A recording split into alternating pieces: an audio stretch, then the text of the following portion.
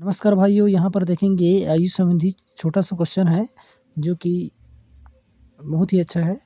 इसको सॉल्व करने का ये तरीका है, इधर देखते हैं, ठीक है।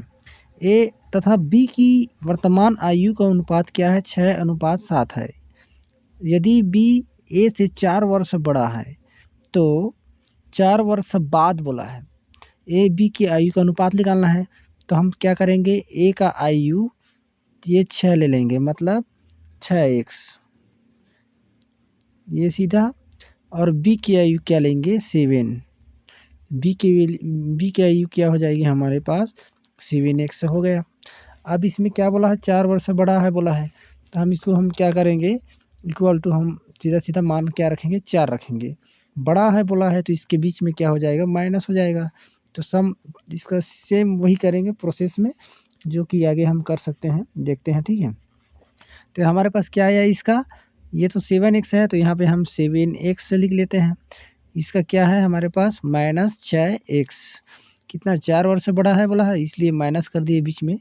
और ये 4 और बराबर क्या किए, 4, ठीक है। 4 करने के बाद हम इसका x का मान निकालेंगे तो 6x ऐसे कटेगा, तो यहाँ पे क्या बचेगा, x बराबर 4। ये x का मान आ गया, ठीक है। अब x के मान आने के बाद यहाँ पे बोल रहा है a और b की आयु का अनुपात है 4 वर्ष बाद। ए और बी की आयु का अनुपात क्या होगा बोला है।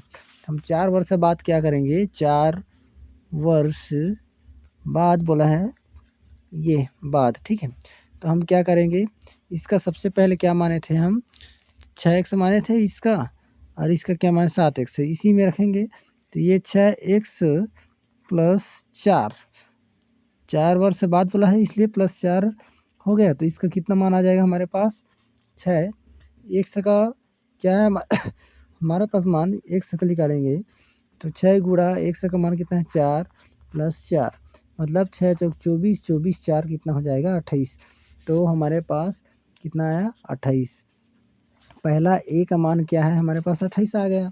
अब दूसरा निकालेंगे तो हम दूसरा यहाँ पे निकालेंगे तो दूसरा का क्या आ जाएगा हमारे पास, दूसरा का आएगा इधर, जैसे कि दूसरा का कितना आया था यहाँ पे, 7x माने थे, ठीक है। प्लस क्या करेंगे, 4 वर्ष बाद 4।